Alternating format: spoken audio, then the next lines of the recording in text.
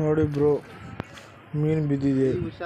ಎಷ್ಟು K G ಇದೆ ಅಂತ ತೂಕ ನೀವೇ ಕಮೆಂಟ್ ಮಾಡಿ. ಲೈಕ್ ಸಬ್ಸ್ಕ್ರೈಬ್ ಮಾಡಿ ಬ್ರೋ, ಲೈಕ್ ಕೊಡ್ರಿ ಬ್ರೋ, ಫಾಲೋ ಮಾಡಿ.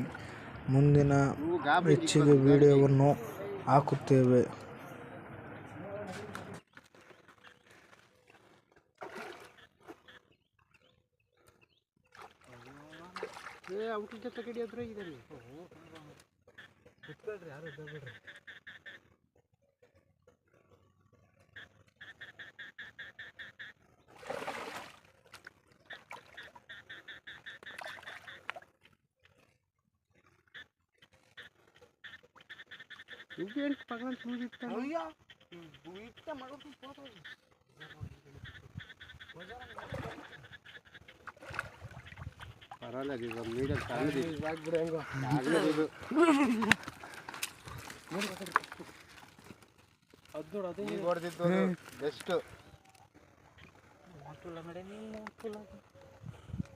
ನಾಳೆ ಪ್ರಕಾಶ್